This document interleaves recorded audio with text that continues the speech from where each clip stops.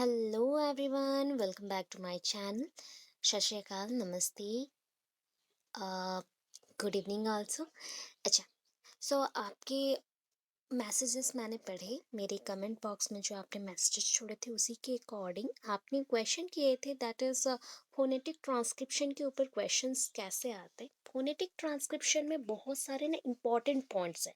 अभी क्वेश्चंस के अकॉर्डिंग मैं प्रीवियस जितने भी टीटी एग्ज़ाम्स हैं, वो एसएसटीटी हो या जो भी, तो उनके अकॉर्डिंग जितने पॉइंट्स आ सकते हैं, मैं अप्रोक्सीमेशन में आपको आज अगेन 45 पॉइंट्स बताऊंगी जो कि बहुत इंपॉर्टेंट है। एंड यहाँ पे 45 पॉइंट्स मैं बता रही हूँ, इंपॉर्टेंट, वेरी वेरी इंपॉर्टेंट। अगर इसको this points are very important to remember also, because if अगर आप कर ले तो हर एक टीटी एग्जाम्स में maximum to maximum 3 to 4 question मिल जाएगा। एंड आप जो पूछ रहे थे फोनेटिक ट्रांसक्रिप्शन के अकॉर्डिंग, दैट मीन्स साउंड्स के अकॉर्डिंग, वो होते हैं प्रोनाउंसिएशन। जैसे कि मैं एक वर्ड बोलती हूँ अटम, तो अटम में कौन सा अल्फाबेट साइलेंट है, तो ऐसे टाइप के क्वेश्चन आते हैं। जैसे कि पास्ट, अगर मैं बोलूँ डेप्थ या फिर डेप्थ बोल दी तो वहाँ पे आ गया DEPT, तो यहाँ पे तो पूरा प्रोनाउंसिएशन हो गया, तो इसमें फोनेटिक साउंड्स कंप्लीट है। बट ईप अगर मैं क्वेश्चन कर रही हूँ कि DEBT है, बट आप प्रोनाउंस कर रहे हो उसको क्या, date, date, DET, date. Okay, so वहाँ पे क्या मिसिंग है, बी आपका साइलेंट हो गया, तो उसके अकॉर्डिंग यहाँ पे हमारा क्या होगा ऑप्शन, कि बी यहाँ नहीं रहेगा। तो ऐसे क्वेश्चंस बहुत आते हैं, ठीक है। मैक्सिमम आपको हर एक एग्जाम से 2 क्वेश्चंस इसमें मिल जाएंगे। अगेन उसकी बात एक वर्ड्स के ऊपर आता है। जैसे कि एक वर्ड्स दे दिया, एक वर्ड दे दिया एंड उसके अकॉर्डिंग उसके सिनोनिम्स और एंटोनिम्स को आपको ढूंढना रहता है ऑप्शंस में से। सो आज जितने पॉइंट्स मैं बताऊंगी उसमें से मैक्सिमम आपको मिल जाएंगे ओ SSTET के पेडागोजी में, ठीक है। इंग्लिश पेडागोजी बोल लीजिए, पेडागोजी मीन्स इंग्लिश पेडागोजी में, मतलब इंग्लिश पार्ट के लिए बहुत इंपॉर्टेंट। एक आपको पता है कि इंग्लिश में अनसीन पैसेज एक आता है और एक आता है आपका पोएट्री, ठीक है, और बोल सकते हैं पोएम। तो पोएम 1 पैराग्राफ रहता है एंड उसको समझ के 5 क्वेश्चंस करने रहते हैं, वैसे अनसीन पैसेज का भी सेम है। उसको छोड़ के 10 क्वेश्चंस एक्स्ट्रा आते हैं। एक्स्ट्रा 10 क्वेश्चंस में से 3 to 4 क्वेश्चंस आते हैं आपके प्रोनाउंसिएशन के ऊपर, जो कि फोनेटिक्स होता है। अभी फोनेटिक्स रिलेटेड भी कुछ क्वेश्चंस आते हैं, जैसे कि फोनीम्स क्या है, लेक्सिकल क्या है, पैराफ्रेजिंग फ्रेजिंग क्या होता है, तो उसके अकॉर्डिंग भी मैं आज आपको बता दूंगी। तो इसको प्लीज़ प्लीज़ प्लीज़ अच्छे से पढ़ लेना एंड टोटल वीडियो को देख लेना अच्छे से, तब जाके आपको पूरा क्लियर हो जाए। इवन इफ आप चाहो तो एग्जाम से पहले दिन भी क्लियरली देख लो, ठीक है, बिकॉज ऐसा पॉइंट्स हर एक कोई बताएगा नहीं है आपको, तो इसलिए बहुत ही इंपॉर्टेंट है, इसको 1 टाइम अच्छे से देख लीजिएगा। तो इसके रिलेटेड जो क्वेश्चन आए इंग्लिश में मार्क्स नहीं कटेंगे, ओके। अच्छा, अभी देखिए, फर्स्ट पॉइंट क्या मेंशन है, Sanskrit in India today is a religious language. आप जानते हो संस्कृत को क्या लैंग्वेज बोलते हैं, रिलीजियस लैंग्वेज। जब भी आप सुन रहे हैं उस चीज़ को लिखना, लिखिए या प्रैक्टिस करो। जस्ट लाइक इसको बोलते हैं प्रैक्टिस एंड ड्रिलिंग, सुन के लिखना, तो उसके थ्रू बहुत ही इंप्रूवमेंट होगा, आपको रिमेंबर रहेंगे बहुत लॉन्ग पीरियड तक। तो first point is Sanskrit in India today is a religious language. तो ऐसा कैसा लैंग्वेज है, religious language. According to NCF 2005, ठीक है, NCF 2005, NCF means national curriculum framework 2005 के अकॉर्डिंग इंग्लिश को क्या बताया गया है, ग्लोबली इसको हमने एक इम्पॉर्टेंट लैंग्वेज माना है, बिकॉज ये यूनिवर्सल लैंग्वेज है। वट एवर आप थिंक करते हो, एक्सप्रेस करना चाहते हो, या फिर आप when you go to outside और when you go to abroad, abroad जाते हो, वहाँ पे आपको मेनली एक लैंग्वेज रहता है जो कि मीडिया होता है आपके लिए, जिसमें आप कम्युनिकेट कर सकते हो। तो ये ऐसा ही मीडियम है, means English one kind of language है, language for communication. So it is very important also. जैसे कि आपके पास ना 2 टाइप के लैंग्वेज होते हैं। सो इंडिया के लिए, for India English is second language, okay. Globally भी अगर देखा जाए तो इंग्लिश को हम सेकंड लैंग्वेज बोलते हैं, बट इंग्लिश जहाँ पे मेनली यूज्ड होता है, वहाँ से ओरिजिनेट हुआ है, तो उसको हम क्या बोलेंगे, इंग्लिश सब कॉन्टिनेंट्स। तो अभी जिस एरिया में इंग्लिश यूज़ होता है एज ए एमाइल और as a mother tongue, then उसको हम नेटिव लैंग्वेज बोलेंगे। तो हमारे लिए अगर क्वेश्चन पूछा गया कि इंग्लिश कौन सा पोजीशन में आता है, तो वो हो गया सेकंड पोजीशन में, that is called second language हो गया। एंड आपका जो फोकल लैंग्वेज रहता है या फिर जिसमें आप कम्युनिकेट करते हैं, दैट इज कम्युनिकेशन को भी ना इंग्लिश में और एक टर्म दिया गया है, कॉलोक्वियल। कॉलोक्वियल आपको पीडीएफ में मिल भी जाएगा, ये मैं जब पढ़ा रही हूँ तो वो पीडीएफ मैं शेयर भी कर दूंगी एग्जाम से पहले। तो आप लोग और भी कुछ बाकी है तो उसको कंप्लीट करके मैं शेयर कर दूंगी। बट इस पॉइंट के लिए आपको बोल दूं, जहाँ पे आप मतलब हर दिन कम्युनिकेट करने के लिए जो लैंग्वेज अभी यूज करते हैं, तो उसको बोला जाता है colloquial. Colloquial. Okay. Then next देखिए, for pleasure if we read anything is called dash. अगर हम फॉर माई प्लीजर, मैं कुछ चीज़ों को रीड कर रही हूँ अच्छे से, अपने मन मन में रीड कर रही हूँ, उसको पढ़ रही हूँ, समझ रही हूँ, तो that is called pre reading. उसे क्या बोलते हैं? रीडिंग। अभी रीडिंग का भी आप जानते हो 3 स्टेजेस होते हैं रीडिंग राइटिंग का। LSRW सबसे इम्पॉर्टेंट है, तो आपको उसके ऊपर भी मैं नेक्स्ट वीडियो में बता दूंगी। ठीक है, अभी LSRW में रीडिंग में 3 पॉइंट्स आते हैं, that is called pre reading, reading and post reading.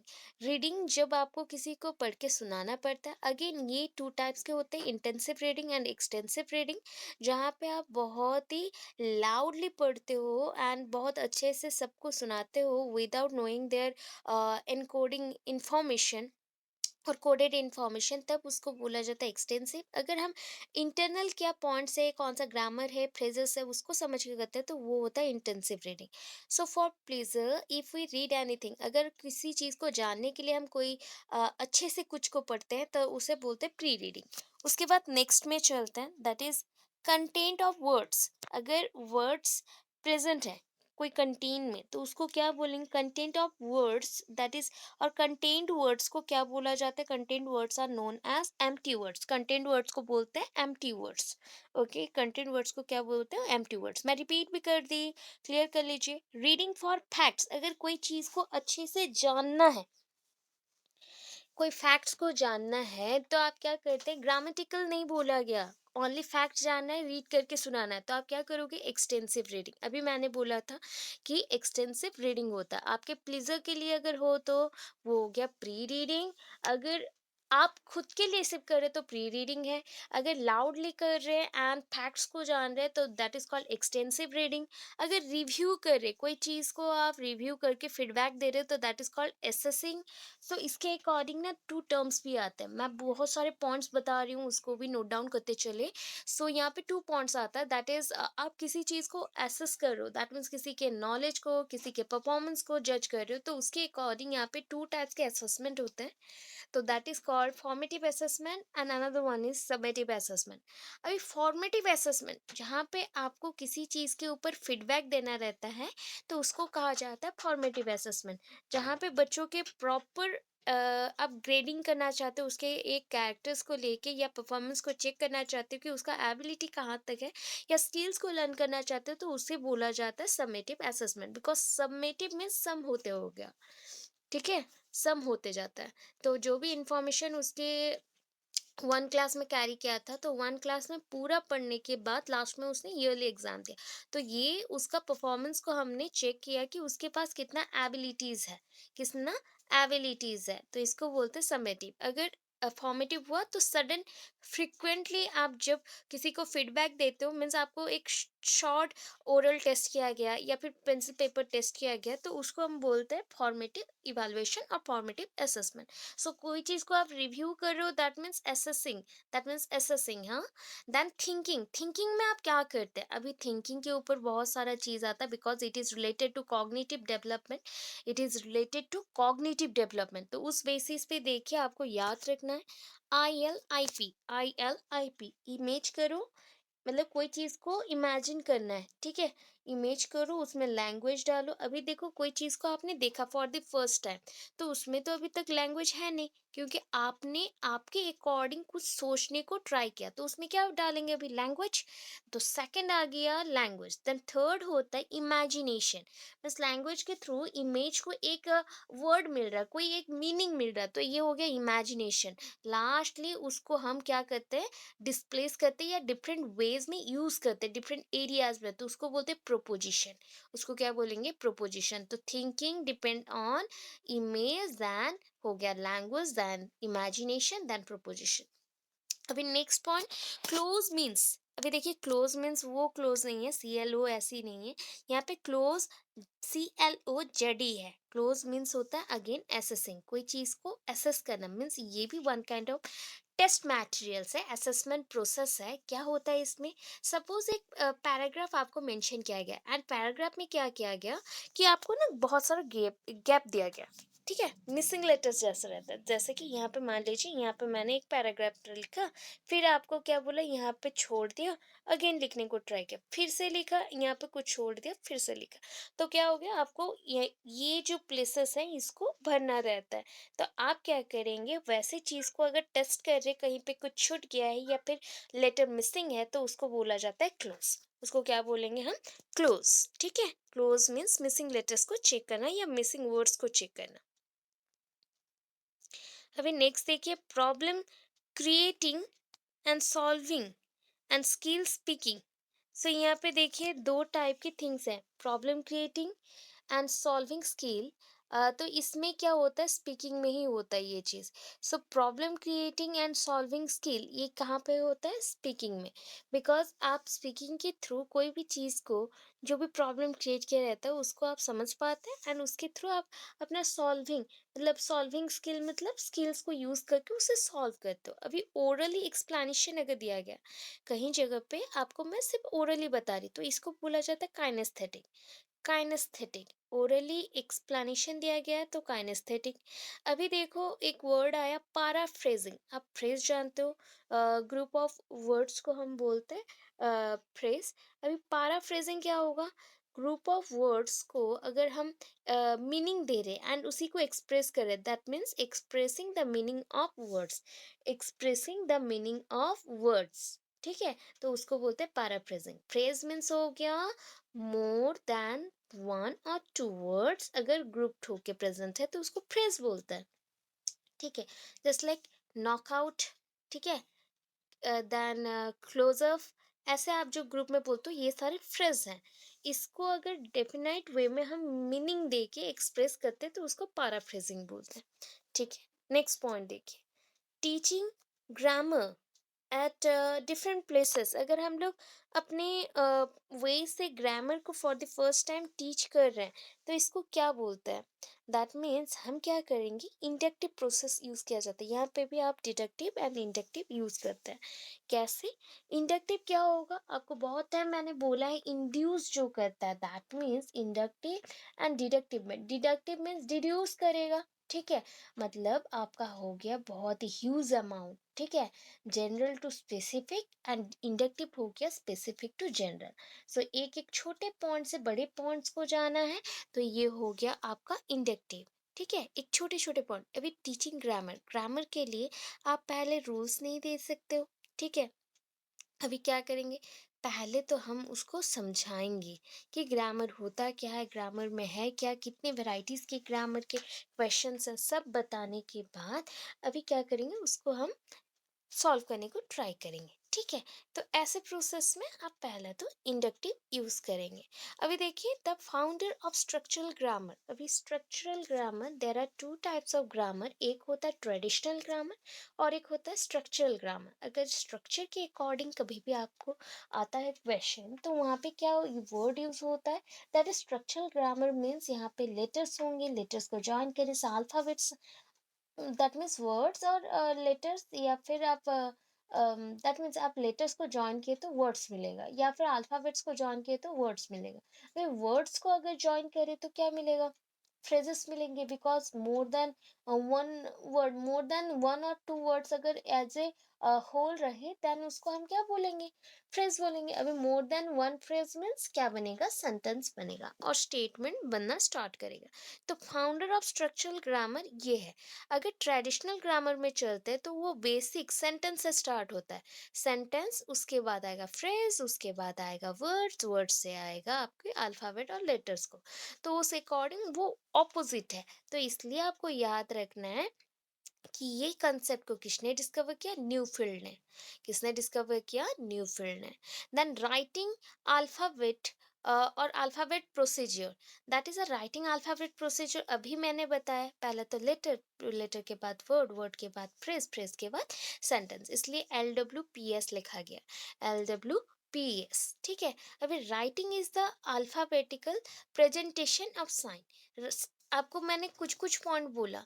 Speaking में आप कोई चीज़ को समझा रहे हो या फिर उसको क्लियर कर रहे हो या फिर कोई भी चीज़ का प्रॉब्लम सॉल्विंग कर रहे हो, वो स्पीकिंग हो गया। रीडिंग में आप कोई चीज़ को एक्सप्लेन करना चाहते हैं बट रीडिंग का पैटर्न है, जहाँ पे आप कोई चीज़ को पहले रीड करते हो फॉर योर प्लीज़र, और मैं अपने प्लीजरमेंट के लिए या फिर बेटरमेंट के लिए मैं क्या कर रही हूँ, कोई चीज़ को लर्न कर रही हूँ या फिर पढ़ रही हूँ, तो वो हो गया फॉर माई प्लीजर, मैंने इसको लर्न किया या पढ़ा। तो ये हो गया आपका प्री रीडिंग। अगर किसी को समझाना है तो वो हो जाएगा रीडिंग। ठीक है। रीडिंग के टाइम पे आप इंफॉर्मेशन देखते हैं एंड उसी के टाइम पे आप एक्सटेंसिव इंटेंसिव रीडिंग का डिस्टिंग्विश कर सकते हो। ठीक है। अभी नेक्स्ट आता है राइटिंग अल्फा ब्रेड प्रोसीजर, आपने जाना। अभी किसने डिस्कवर किया स्ट्रक्चरल ग्रामर को, न्यूफील्ड, न्यूफील्ड। ओके।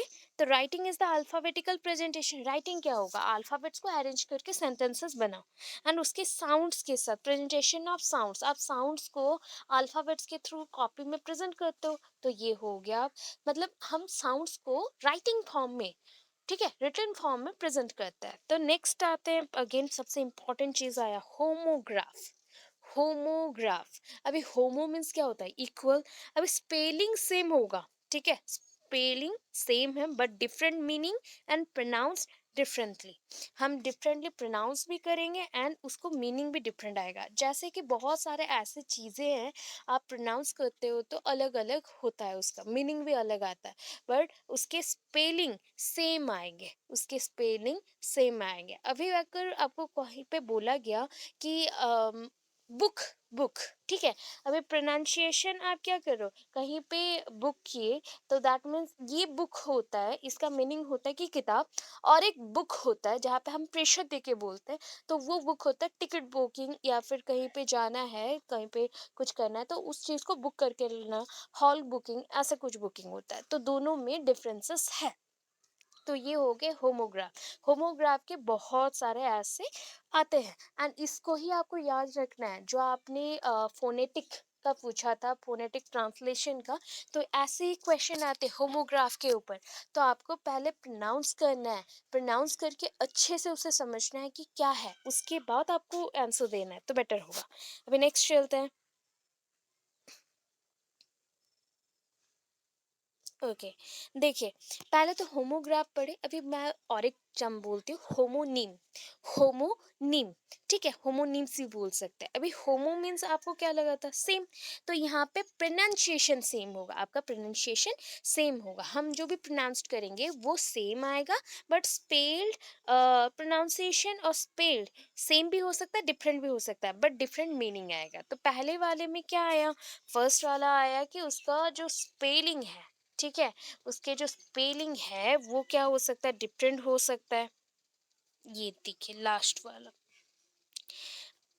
सॉरी, स्पेलिंग सेम हो सकता है बट सेकंड के लिए स्पेलिंग सेम भी हो सकता है, डिफरेंट भी हो सकता है। तो होमोग्राफ अगर मेंशन है, ग्राफ आप प्लॉट करते हो ना, तो उसके अकॉर्डिंग याद रखना यहाँ पे स्पेलिंग सेम रहेगा बट इसका मीनिंग एंड प्रोनाउंसिएशन अलग होगा, मीनिंग एंड प्रोनाउंसिएशन अलग होगा। बट होमोनिम में क्या होता है, that is a homonym means होता है स्पेलिंग यहाँ पे सेम भी हो सकता है, डिफरेंट होता है, मोस्ट प्रोबेबली चांसेस रहता है डिफरेंट होने का, बट प्रोनाउंसिएशन सेम रहेगा बट इसका मीनिंग डिफरेंट होगा। तो वहाँ पे प्रोनाउंसिएशन डिफरेंट था, मीनिंग डिफरेंट था, बट स्पेलिंग सेम था। यहाँ पे स्पेलिंग सेम हो और डिफरेंट हो सकता है, बट मीनिंग डिफरेंट है, बट प्रोनाउंसिएशन सेम है।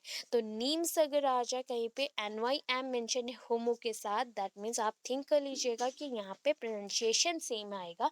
अगर ग्राफ मेंशन हो होमो के साथ, दैट मीन्स थिंक कर लीजिएगा यहाँ पे स्पेलिंग सेम आएगा। देन नेक्स्ट चलते हैं डायग्नोस्टिक टेस्ट। अभी डायग्नोस्टिक टेस्ट कहाँ पे करते हो? जहाँ पे बच्चों का प्रोग्रेस के बारे में जानना रहता है, वहाँ पे डायग्नोस्टिक टेस्ट होता है। तो ये पॉइंट आपको पेडागोजी के लिए भी हेल्प करेगा, child development, that means CDP के लिए भी हेल्प करेगा, इंग्लिश के लिए भी हेल्प करेगा। डायग्नोस्टिक टेस्ट कहाँ पे करते हो? डायग्नोसिस करना, प्रॉब्लम के जड़ तक जाके उसको सॉल्व करना। तो that is it is useful for fill the progress report and give feedback। तो ये आपके फॉर्मेटिव असेसमेंट के साथ भी आप करते हो और समेटिव असेसमेंट के साथ भी करते हो, क्योंकि जब आप पूरा असेसमेंट कंप्लीट कर लेते हैं ना, उसके बाद आपको क्या करना रहता है? उसके बाद आपको एक रिपोर्ट लिखना पड़ता है। तो that report, progress report and feedback वहाँ पे लिखते हो ना कि do better in the next time, so do better for upper level और फॉर अपर मार्किंग। तो ऐसा कुछ आप लोग लिखते हैं, गुड एक्सलेंट कुछ लिखते हैं। तो ये जो रिपोर्ट बनता है ये डायग्नोस्टिक टेस्ट में ही होता है। ओके, सो नेक्स्ट चले। NCF gives authorization of English as official language, as an official language। इसको NCF ने क्या किया? ऑथराइजेशन भी दे दिया है। पहले तो इसको NCF ने ऑथराइजेशन दे दिया था, उसके बाद NCF 2005 में इसको मेंशन किया गया कि ये सेकंड लैंग्वेज जैसा यूज हो सकता है ग्लोबली। देन देखिए ग्रामर ट्रांजिशन मेथड। अभी ग्रामर ट्रांजिशन मेथड आप लोगों ने कभी नहीं पढ़ा होगा, बिकॉज ये सबसे इम्पॉर्टेंट थिंग कि ये कुरुक्षेत्र के स्टूडेंट के लिए है नहीं, एंड बुक में अगर है भी तो वो उसका नाम अलग रहता था। ठीक है, और एक मेथड मैं बोल दूं, doctor West method. Doctor West, WEST। तो doctor West method and grammar transition method, ये जो दोनों मेथड है ना, ये ग्रामर के लिए ही है। स्पेशली ग्रामर को कैसे लिखा जाता है, या फिर ग्रामर के जो फॉर्मूलाज होते हैं, रूल्स होते हैं, कैसे उसको एक्सप्लेन किया जाता है, उसके लिए। अभी नेक्स्ट देखो, स्कीमिंग एंड स्कैनिंग। ये प्रोसेस किसके लिए यूज होता है? LSRW के लिए। ऐसा आ सकता है, स्कीमिंग एंड स्कैनिंग। अभी स्कैन बोलने से आप समझोगे कोई चीज को कॉपी करना हो गया, दैट मीन्स उसके पूरे कॉपी को हम ऑब्जर्व करेंगे। एंड स्कीमिंग, किसी को भी स्कीम करके आप यूज कर सकते हो, दैट मीन्स उसको समझा सकते हो, या फिर जस्ट लाइक अब उसके अंदर जो पॉइंट्स है जिस निकाल रहे हो। तो स्कीमिंग एंड स्कैनिंग रीडिंग के साथ ही लिंक्ड है। ठीक है, इसको बोला जाता है कि कोई चीज को ओवरव्यू देना, same to get overview of the concept. कोई चीज को आप रिपीटेडली पढ़ रहे हो एंड उससे आप क्या करोगे कि ओवरव्यू दोगे, किसी कंसेप्ट के बारे में ओवरव्यू हम देंगे, that is a skimming, skimming and scanning, skimming and scanning. ठीक है, ये इंपॉर्टेंट है, याद रखो, स्कीमिंग एंड स्कैनिंग। 20 हो गया। नेक्स्ट चलते हैं, अभी नेक्स्ट पॉइंट में आ गया 21। अभी रियालिया। ठीक है, ये रियालिया एक्चुअल होता क्या है? हम बोल रहे real, so use true stories to teach and objects. हम यहाँ पे क्यों क्या करेंगे? Use two stories and objects to teach. यहाँ पे वर्ड्स थोड़े से चेंज हो गए, तो उसको मैं ठीक से बोल रही हूँ, realia, that means real life experience बोल सकते हैं, रियल लाइफ स्टोरीज बोल सकते हैं, कि हमें कोई सच वाला स्टोरी लेना है, ट्रू स्टोरीज लेना है कोई चीज़ को सिखाने के लिए। जैसे कि हम अपने एक्सपीरियंस के थ्रू, हमारे जो एक्सपीरियंस वाले स्टोरीज होते हैं उसको हम बताते हैं कि ऐसे करोगे तो ऐसे मिलेगा, तो वो हो गया रियलिया। ठीक है, वो हो गया रियलिया। या फिर फर्दर आप किसी को बता रहे हिस्ट्री के बारे में, तो उसको आप ट्रू स्टोरीज बता रहे हो about first world war, second world war, और डिफरेंट टाइप्स ऑफ जो किंग्स थे उस टाइम में, डिनास्टीज थे, उसके बारे में बता रहे हैं। तो उस टाइम पे आप ऑब्जेक्ट्स यूज कर सकते हैं, पिक्चर्स यूज कर सकते हैं, या फिर कोई म्यूजियम में लेके जाके उनको पढ़ा सकते हो। तो इस मोमेंट को हम बोलते हैं realia, because real objects and true stories यहाँ पे आपने यूज किया। तो नेक्स्ट देखिए, लैंग्वेज क्या है? Is a human system which changes, ये फ्रिक्वेंटली चेंज होता है। तो इसको बोला जाता है कि ये फ्रिक्वेंटली, बहुत ही फ्रिक्वेंटली चेंज होता है, which changes frequently. Human stages को ना, ह्यूमन स्टेजेस तो आप जानते हैं, that is from infancy period to adulthood, आप पूरा जानते हैं। इन्फेंसी पीरियड हो गया 0 to 2, चाइल्डहुड हो गया 2 to 11 और 12, देन आ गया 12 टू पूरा टीनेज हो गया, उसके बाद आ गया आपका दैट इज एडोलेसेंस के बाद हम चलेंगे दैट इज 20 प्लस और अबव, और 18 प्लस और अबव भी बोल सकते हैं, तो वो एडल्टहुड में आ जाएगा। अभी क्या पॉइंट है कि लैंग्वेज हमेशा चेंज होता रहता है। जैसे देखिए, फॉर द फर्स्ट टाइम आप जो लैंग्वेज अपने घर पे लर्न करते हैं ना अपने पेरेंट्स से, तो उसको ना आपको ज़्यादा सीखना नहीं पड़ता। जैसे जैसे वो बोलते हैं वैसे आधा बोलते बोलते हम तुतलाते सीख जाते हैं, ठीक है। तुतलाते तुतलाते हम सीख जाते हैं, एंड दैट इज कॉल्ड, क्या बोल सकते हैं इसको, इसको बोला जाता है ये इनेड है, एक्वर्ड नहीं, इसको ग्रहण नहीं करना पड़ता, ये खुद भी खुद होते रहता है। बिकॉज हम फ्रॉम द स्टार्टिंग डेज हम इसे लर्न कर रहे हैं। उसके बाद नेक्स्ट आता है, इसको इसलिए बोला जाता है ये नेटिव लैंग्वेज है या फर्स्ट लैंग्वेज है। किसी को अगर सीखना ना पड़े, अगर फॉर द फर्स्ट टाइम हम लोग इंग्लिश ही सुने रहते हैं, तो इंग्लिश हमारा क्या होता है, नेटिव लैंग्वेज होता है। बिकॉज उसी के थ्रू हम यहाँ पे बात करते हैं, स्टार्टिंग करते हैं, अपने पेरेंट्स से भी बात करते हैं, तो हमारा इंग्लिश लैंग्वेज ही नेटिव हो जाता है इस एरिया में अगर उसको चलाते हम, तो उस टाइम पे। अदरवाइज हमारा नेटिव लैंग्वेज हमारा फोक लैंग्वेज है, हमारा जो कॉलोकियल लैंग्वेज है, या फिर हम जो इस यूज़ करते हैं एक्सप्रेस करने के लिए, वही सब। एंड जो सेकेंड लैंग्वेज है इंग्लिश है। सो यहाँ पे देखिए, last stage of writing, writing का लास्ट स्टेज क्या है, आप बोलेंगे कंक्लूजन। बट यहाँ पे कंक्लूजन नहीं, राइटिंग का भी लास्ट स्टेज है, that is a guided writing. उसको क्या बोलते हैं, गाइडेड राइटिंग। ऐसे ना बहुत सारे और भी पॉइंट्स हैं, मैं लास्ट में आपको बताती हूँ कि और क्या पॉइंट्स हैं। सो 24 में देखो क्या है, बेनिसिंग मदर टंग। अभी वेनिसिंग मदर टंग ना पहले के सिस्टम में स्कूल्स में चलते थे। वेनिसिंग मदर टंग होता है बाइलिंगुअल, बाइलिंगुअल मदर टंग को हम बोलते हैं vanishing mother tongue, not vanishing, that is called vanishing. Vanishing mother tongue bilingual होता है, वेनिशिंग मदर टंग बाइलिंगुअल। अभी पेडागोगिकल और पेडोलॉगिकल आप बोल सकते हो, और गॉजिकल बोल सकते हो, पेडागोजिकल ग्रामर। ये कौन सा टाइप का ग्रामर होता है, ये फॉर्मल होता है, एंड इसमें बेसिकली रूल्स को ही यूज़ करते हैं। बिकॉज ये पेडागोगी है या पेडागोजी है, तो यहाँ पे हम फॉर्मल रूल्स ही लेंगे, इनफॉर्मल नहीं लेंगे। देन है इलेक्टिक अप्रोच। इलेक्ट्रिक अप्रोच क्या है, हैबिट फॉर्मेशन करता है, आपके हैबिट को फॉर्म करता है। दैट मीन्स अगर बच्चे में बहुत सारे हैबिट्स आ रहे हैं, उसमें से कोई एक अच्छे हैबिट्स को आपने पिक किया एंड उसको ही प्रैक्टिस आपने करवाया, तो क्या होता है, उसके माइंड में वो रह जाता है, उसके हैबिट्स में कन्वर्ट हो जाता है, तो इसको बोलते हैं हैबिट फॉर्मेशन। देन हुआ कंटिन्यूस असेसमेंट। कंटिन्यूस असेसमेंट हो या फॉर्मल असेसमेंट हो, ये दोनों ही क्या होते हैं, फॉर्मल टाइप होता है। बिकॉज आपका जो फॉर्मल असेसमेंट है वही कंटिन्यूस असेसमेंट है। हर एक दिन आप छोटे छोटे टेस्ट के थ्रू बच्चों को क्या कर सकते हैं, जज कर सकते हो या फीडबैक दे सकते हो, उनका प्रोसेस कैसा चल रहा है या प्रोग्रेस कैसा हो रहा है। अभी देखिए, सबसे इंपॉर्टेंट थिंग आया, लेक्सिकल क्या होता है।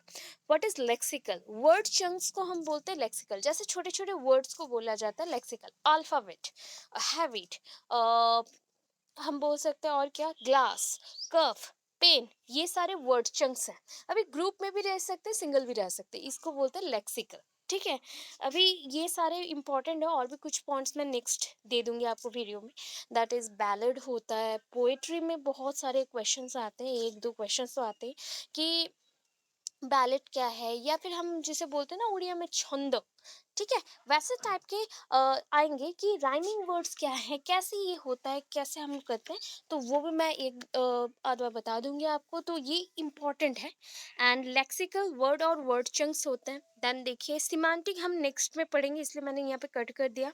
फोनेटिक क्या होता है, अभी फोनेटिक अभी तो हमने किया था, that is a sound related, sound of human speech, human speech. ठीक है, अभी grammatical, connected with the grammar, ये कनेक्टेड विद द ग्रामर है।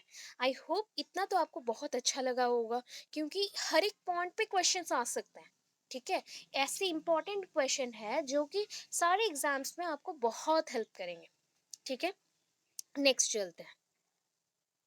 अच्छा, ये देखो, अभी मैंने यहाँ पे आपको बोला था there are two types of grammar, जो कि आपको मैंने मेंशन किया था, structural grammar and traditional grammar, या स्ट्रक्चरल ग्रामर, फंक्शनल ग्रामर भी उसको बोल सकते हो आप, फंक्शनल ग्रामर भी मेंशन कर सकते हो। तो ग्रामर किसने डिस्कवर किया था, दैट इज न्यूफील्ड, आपको याद होगा, न्यूफील्ड मैंने मेंशन किया था वहाँ पे। एंड फंक्शनल ग्रामर जो है, स्ट्रक्चरल ग्रामर भी वही है। तो यहाँ पे देखो क्या पॉइंट्स है, समझ लो। होल टेक्स्ट, पहले तो होल टेक्स्ट आया, होल टेक्स्ट से मैंने स्ट्रक्चर वाइज में अगर बोला था इधर से जाएगा, बट यहाँ पे ट्रेडिशनल ग्रामर इधर से जा रहा है, ठीक है। Words, phrases, clauses, sentences and whole text. तो यहाँ पे आपको याद है पहले तो वर्ड से पहले भी अल्फाबेट होगा, या फिर आप उसको बोल सकते हो कि लेटर्स होंगे। लेटर्स होंगे तो लेटर्स कंबाइंड होके क्या बनाएंगे, वर्ड्स बनाएंगे। वर्ड्स कंबाइंड होके क्या बनाएंगे, फ्रेजेस बनाएंगे। फ्रेजेस क्लॉजेस बनाते हैं, एंड क्लॉजेस के बाद सेंटेंसेस, एंड पूरा टेक्स्ट बनेगा, पूरा टेक्स्ट बन जाएगा। तो ये होता है आपका traditional method. But functional method में हम कहाँ से पढ़ते हैं, पूरे एक सेंटेंस को अच्छे से पढ़ते हैं, या फिर पूरे एक पैराग्राफ को अच्छे से पढ़ते हैं, उसके अंदर क्या रॉन्ग है ढूंढते हैं। तो इस वजह से होल टेक्स्ट से स्टार्ट होगा। हम बोल सकते हैं इसको general to specific. Functional grammar हो गया general to specific, and traditional grammar हो गया स्पेसिफिक टू जनरल। ठीक है, जनरल टू स्पेसिफिक या बोल सकते हैं आप कॉन्क्रीट पॉइंट तक पहुंच रहे, तो एब्स्ट्रैक्ट टू कॉन्क्रीट हो गया फंक्शनल ग्रामर, एंड ट्रेडिशनल हो गया कॉन्क्रीट टू एब्स्ट्रैक्ट। ठीक है, ये पॉइंट्स है। अभी याद हो गया इतना ज़्यादा, समझ आ गया। तो नेक्स्ट देखिए, यहाँ पे ना और भी प्रोसेस है, top down, bottom up, elastic, communicative. Elastic and communicative आपको पता है, बिकॉज इलास्टिक में क्या होता है, आप जितने कोई भी चीज़ को खींचते हो दैट मीन्स सेंटेंस मेकिंग में ये हेल्प होगा। कम्युनिकेटिव में आप कम्युनिकेटिव पर्पस में यूज करेंगे। But top down grammar and bottom up grammar क्या होता है, someone use background information to draw the meaning. पूरे कंसेप्ट को पढ़ लिया एंड उसके समरी को जाना, ठीक है, उसको यूज किया एंड उसके मीनिंग को ड्रॉ किया, तो वो हो गया टॉप डाउन। मतलब पूरा पढ़ लो, ऊपर से नीचे तक पढ़ लो, उसका इंफॉर्मेशन निकाल लो, तो वो हो गया टॉप डाउन। अगर बॉटम टू अप पढ़े, नीचे से ऊपर जा रहे हैं, someone tries to understand through grammar, grammar से चल रहा है, तो ग्रामर का बात क्या आता है, ग्रामर का बात आता है वर्ड्स को समझो, फ्रेजेस को समझो, क्लॉजेस को समझो, sentences, and lastly whole text को समझो। ठीक है, ये बॉटम अप है। जब भी ग्रामर का बात आता है तो हम बॉटम अप करते हैं, एंड अगर हम ऑन द इंफॉर्मेशन जानना चाहते हैं या फिर मीनिंग जानना चाहते हैं तो हम टॉप टू डाउन को चलते हैं, टॉप टू डाउन को चलते हैं। ओके, अभी देखो नेक्स्ट में चलते हैं अभी। अच्छा, इन्फरिंग, बहुत टाइम ये वर्ड्स आता है आपको समझ नहीं आता है। इन्फरिंग मीन्स होता है कोई भी चीज़ को फिगर आउट करा, तो पूरा डिटेल्ड में जब हम किसी के मैसेज को, टेक्स्ट को पढ़ते हैं एंड उसको फिगर आउट करते हैं कि ये ऐसा है, तो उसको इन्फरिंग बोला जाता है। अभी सपोज थिंक कर लीजिए, मैं कुछ आपको टॉपिक दे रही हूँ, अभी टॉपिक को आपने कंप्लीटली एनालाइज किया, तो ये हो गया फिगरिंग आउट करना, इन्फरिंग करना। उसके अंदर जो जो चीज़ें हैं आप बहुत ही क्लियरली उसको समझा पा रहे हो, तो ये हो गया इन्फरिंग। इन्फरिंग के बाद आता पैराफ्रेजिंग, आपको अभी बोला गया था। फ्रेज मीन्स क्या होता है, group of more than one word और two word, that is a phrase. And phrase को अगर एक्सप्रेशन के साथ मीनिंग हम दे रहे हैं, दैट मीन्स उस वर्ड्स को हम मीनिंग बता रहे हैं, देन ये हो गया पैराफ्रेजिंग। ये अंडरस्टैंड करने के लिए, कोई चीज़ को समझने के लिए बहुत इंपॉर्टेंट है। एंड यहाँ पे इन्फरिंग गया, पैराफ्रेजिंग गया, एंड उसके साथ यहाँ पे और एक पॉइंट है सिंथेसाइजिंग, कोई चीज को एक साथ मिला के और कोई नॉलेज ड्रॉन करना या फिर new. Okay, so synthesising means pulling together background knowledge to generate new one. जितने भी आपको नॉलेज है कोई कोई चीज़ों के, उसको मिक्स करो, उसको मिक्स करके न्यू चीज़ बनाओ, तो ये होता है सिंथेसाइज करना। नेक्स्ट आ जाओ, स्ट्रक्चरल वर्ड्स। अभी स्ट्रक्चरल वर्ड्स क्या होता है, प्रीपोजिशन स्ट्रक्चरल वर्ड्स है। अभी स्ट्रक्चरल वर्ड्स और भी हैं, फिगरेटिव वर्ड्स भी हैं। So structural words that is a preposition, आप प्रीपोजिशंस के बारे में जानते हैं, बहुत सारे हैं। ठीक है, इंक्वायरी, इंक्वायरी क्या करते हैं हम लोग, इंक्वायरी कहाँ पे यूज़ किया जाता है, बेसिकली इंक्वायरी हम टोटल एनालाइज करने के लिए हम यूज़ करते हैं। कोई चीज़ का अगर रीज़न निकालना हो क्यों हुआ, तो उसको हम यूज़ करते हैं इंक्वायरी। तो inquiry based curriculum is based on analogical reasoning. Inquiry based curriculum is based on analogical reasoning. ठीक है, एनालॉजिकल रीजनिंग के ऊपर, एनालिसिस के साथ हम लॉजिकली कोई चीज़ को रीजन आउट करें, निकाल रहे, तो ये इंक्वायरी बेस्ड करिकुलम है। अभी के टाइम का इंक्वायरी बेस्ड करिकुलम ही चल रहा है। अभी मैं नेक्स्ट क्लास में आप लोगों को सारे कंटेम्प्रेरी के कुछ कुछ पॉइंट्स दूंगी जो कि सीडीपी में आ सकते हैं, जैसे कि NPE 2020, NPE जो रिसेंटली ये भी चल रहा है, तो उसमें कौन सा सिस्टम फॉलो किया गया, जो जो कंटेम्प्रेरी की इंपॉर्टेंस है, वो सारा चीज़ मैं आपको रिवाइज करा दूँगी। सो नेक्स्ट देखिए, इंक्वायरी बेस्ड हो गया, curriculum is based on analogical, और that is called analogical reasoning. Then positive interference. So positive interference is a kind of target language. Positive interference means कोई चीज़ के बारे में पॉजिटिवली बताना, अभी लैंग्वेज के बारे में पॉजिटिव चीज़ें बताना, तो ये टारगेट लैंग्वेज के लिए ही होता है। एंड देन नेक्स्ट देखिए, नेक्स्ट पॉइंट है the study of meaning in a language is known as morphology. अगर कोई चीज़ के बारे में आप, जैसे कि होता है ना, ह्यूमन बॉडी में अगर आउटर स्ट्रक्चर के बारे में आप डिटेलली जान रहे हो, या फिर एक फ्लावर के बारे में, प्लांट के बारे में डिटेल जान रहे हो, तो उसको मॉर्फोलॉजी कहते हैं। तो वैसे ही यहाँ पे अगर कोई सेंटेंस को या स्टेटमेंट को आप लैंग्वेज में जो है वैसे चीज़ों को आप अच्छे से पढ़ रहे हो, उसका मीनिंग समझ रहे हो, दैट इज कॉल्ड मॉर्फोलॉजी। ठीक है, अगर उसके ग्रामर्स को समझते हो तो वो हो गया आपका एनाटॉमी। ये आउटर मीनिंग से ड्रॉन कर रहे हो या मीनिंग समझ रहे हो, तो उसको बोलते हैं मॉर्फोलॉजी। अगर ग्रामर्स को समझते हो, क्लॉजेस को समझते हो, वो हो गया एनाटॉमी। देन नेक्स्ट देखिए, कन्वेंशन ऑफ राइटिंग इंक्लूड। क्या क्या इंक्लूड होता है, अगर आप कन्वेंशन राइटिंग करना चाहते हो ना, तो उसमें ना क्या होता है, आपको इमेजिनेशन चाहिए, बहुत सारा इमेजिनेशन चाहिए होता है। अभी देखो, बहुत इंपॉर्टेंट पॉइंट आया, सिंटैक्स मीन्स क्या होता है, कोई भी चीज़ का सिंटैक्स मीन्स होता है स्ट्रक्चर। स्ट्रक्चर मीन्स यहाँ पे हम वर्ड्स को, फ्रेजेस को अरेंज करते हैं, तो इसको बोलते हैं सिंटैक्स, अरेंजमेंट ऑफ वर्ड्स और फ्रेजेस, सिंटैक्स। अभी सिमेंटिक क्या है, वही वर्ड्स हैं, वही सेंटेंसेस, फ्रेजेस हैं, उसको मीनिंग दे दो। ठीक है, related to meaning of words and sentences, that is called semantic. Semantic, syntax गया, सिमेंटिक गया। अभी कॉलोकेशन है, कॉलोक्वियल है। सो कॉलोक्वियल का आपको बोले थे मैं, जेन्युइनली हम लोग जो यूज करते हैं कन्वर्सेशन के लिए, हम लोग जैसे हिंदी यूज कर रहे हैं अभी प्रॉपरली फॉर आवर कन्वर्सेशन, तो इसको बोला था, सॉरी कन्वर्सेशन, तो उसको बोला था कॉलोक्वियल लैंग्वेज और कॉलोक्वियल वे ऑफ कन्वर्सेशन। अभी कॉलोकेशन मीन्स क्या होता है, ऑफनली used one word with other. Sometimes होता है ना, सारे लोगों का एक पर्टिकुलर वर्ड रहता है जो कि वो बार बार बोल देता है, जैसे कि हाँ, हाँ, ये रिपीट होता है। तो मेरा ये वर्ड है कि मैं कंटिन्यूस बोलती हूँ, तो सबका अलग अलग होगा। जैसे कि बहुत लोग बोलते हैं कि ऐसा हो गया, ऐसा हो गया, तो ऐसा वर्ड वो बार बार रिपीट करता है, तो इसको बोलते हैं कॉलोकेशन। कॉलोकेशन, ठीक है, कॉलोकेशन। सिंटेक्स हो गया स्ट्रक्चर रिलेटेड, सिमेंटिक हो गया मीनिंग रिलेटेड, एंड कॉलोकेशन हो गया आपके वर्ड्स को जो बार बार आप यूज करते हो, रिपीटेड वर्ड्स। कॉलोक्यूल हो गया आपका words and phrases in spoken conversation, आप जो बात करने के लिए या फिर कन्वर्सेशन करने के लिए यूज करते हो, उसको बोलिए।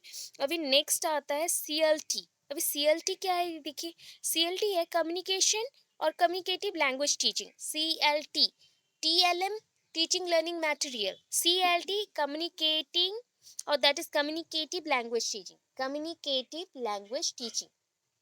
ठीक है, इसके साथ लैंग्वेज के साथ ना एक पर्सन का नाम बहुत आता है, जिन्हों की लैंग्वेज इन्फो डिवाइस निकाला था, नोम चोम्स्की। नोम चोम्स्की, ठीक है, लैंग्वेज इनपुट डिवाइस निकाला था। सो उसके बाद देखिए, सीएलटी हो गया कम्युनिकेटिव लैंग्वेज टीचिंग, तो एसएलटी क्या है, situational language teaching. Situational language teaching. अभी ऑडियो लिंगलिज्म क्या है, ऑडियो लिंगलिज्म फर्स्ट ऑफ ऑल ये डिस्कवर्ड किए थे Harold पमर, Harold Palmer and A.S. Horn by Bridge the gap between grammar translation approach to teaching। ठीक है, टीच लैंग्वेज। सो आपको टीचिंग करना है, तो आप क्या करते हो, ग्रामर ट्रांसलेशन मेथड को यूज करते हो। तो ये दोनों के बीच में जो गैप था ना, उसको हटाने के लिए ऑडियो लिंग्वलिज्म आया। अभी लिंग्वलिज्म मतलब होता है कि टंग का यूज करना कोई भी चीज़ को प्रोनाउंस करने के लिए। ऑडियो होता है जस्ट लाइक टैप रिकॉर्डर, जहाँ पे ऑडियो हो, जैसे कि रेडियो हो गया, ये सारी चीज़ें जिसके थ्रू हम ग्रामर को जब प्रोनाउंस करते हैं तब प्रॉपरली प्रोनाउंस करें, तो इसके वजह से इसको यूज़ किया गया। लैंग्वेज टीचिंग करने के लिए आपको ग्रामर प्रॉपर होना पड़ेगा, तो इसको फर्स्ट ऑफ ऑल किसने डिस्कवर किया, Harold Palmer, A S Horn, A S Horn, Harold Palmer. ठीक है, अभी नेक्स्ट क्वेश्चन में चलते हैं। ठीक है, नेक्स्ट क्वेश्चन है फॉर्मल असेसमेंट। अभी फॉर्मल असेसमेंट है क्या, फॉर्मल असेसमेंट स्टैंडर्डाइज टेस्ट है। ठीक है, स्टैंडर्ड एक स्टैंडर्ड के बेस पे होता है, यहाँ पे स्कोर्स को कंपेयर किया जाता है एंड सबमिटिव भी टेस्ट होता है। अभी जो फॉर्मल असेसमेंट है ना, आपका फॉर्मेटिव असेसमेंट भी है उसमें एंड सबमिटिव असेसमेंट भी है, बिकॉज दोनों में ही स्टैंडर्डाइज टेस्ट होते हैं। यहाँ पे स्कोर्स भी दिए जाते हैं, उसको हम कंपेयर भी करते हैं एंड प्लस सबमिटिव टेस्ट को भी बोला जाता है। इनफॉर्मल असेसमेंट क्या होता है, अगर स्टैंडर्डाइज टेस्ट हो गया फॉर्मल असेसमेंट, तो ये क्या हो जाएगा, नॉन स्टैंडर्डाइज। इसमें ओनली ऑब्जर्वेशन और ऑब्जर्विंग एंड इंटरव्यूइंग किया जाता है, इंटरव्यू किया जाता है। और जस्ट लाइक हम चेक करते हैं कि बच्चे कितना कर पा रही है, यहाँ पे हम जज नहीं करेंगे ना ही इसको मार्क्स देंगे। नेक्स्ट आता है 38 पॉइंट, देखिए, दैट इज क्रासेन। क्रासेन आप बोल सकते हैं क्रासेन।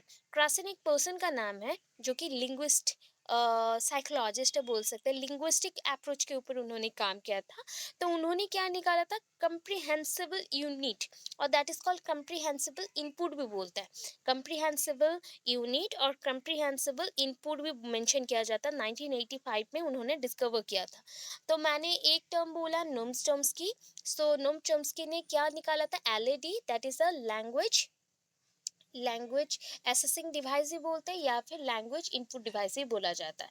ठीक है, अभी देखिए ये चीज के बाद कंप्रिहेंसिबल इनपुट किसने निकाला, क्रॉसन ने। आफ्टर दैट एलएसी देखिए क्या है, language acquisition culture. Language acquisition culture आपको याद रखना पड़ेगा, बिकॉज ये पहले आया था एक टाइम। ठीक है, language acquisition culture, language acquisition culture. अभी फंक्शन वर्ड क्या होता है, फंक्शनल वर्ड आपको वहां पे मैंने मेंशन किया था, फंक्शनल वर्ड है। अभी फंक्शनल वर्ड क्या होता है ये देखो। ठीक है, so it includes determiners, conjunctions, joining के लिए जो रहता है, एंड इफ ऐसा प्रीपोजिशंस रहेंगे, प्रोनाउंस हो सकते हैं, ऑक्सिलरी verbs हो सकते हैं, मॉडल्स हो सकता है, क्वालिफायर्स हो सकता है, and different types of questionable art words हो सकता है। तो ये हो गया फंक्शनल वर्ड। देन लास्ट और एक पॉइंट, पॉलीसेमी। पॉलीसेमी, अभी पॉली मीन्स क्या है, मेनी। ठीक है, एक सिंगल वर्ड के लिए बहुत सारे अगर मीनिंग्स हो तो उसको हम बोलते हैं पॉलीसेमी। जैसे कि एक सिनोनिम्स हम लोग करते हैं ना, एंटोनिम सिनोनिम्स, तो एंटोनिम्स तो मीन्स होता है आपका एंटागोनिस्ट या एंटो, वर्ड आ गया मीन्स ऑपोजिट वर्ड जैसा, एंड सिनोनिम्स मीन्स सेम। सो जैसे कि एक ही वर्ड के बहुत सारे मीनिंग होते हैं तो उसको पॉलीसेमी भी हम मेंशन करते हैं। सो आई होप आज का वीडियो आपको अच्छा लगा होगा एंड आपको बहुत सारी इन्फॉर्मेशन मिले होंगे। सो नेक्स्ट वीडियो में अगर और कुछ पॉइंट्स हैं अगर चाहिए, सो प्लीज़ कमेंट कर देना। अच्छा लगा आप लोग मुझे कमेंट किए हो, thank you so much. And information काम पे आए तो प्लीज़ और भी ज़्यादा इन्फॉर्मेशन मैं दूंगी, और भी बहुत कुछ है, मोनोफ्टॉन्ग्स है, डिप्टॉन्ग्स हैं, बहुत सारे पॉइंट्स हैं, मैं आपको कल के वीडियो में बता दूंगी। Thank you so much, stay tuned.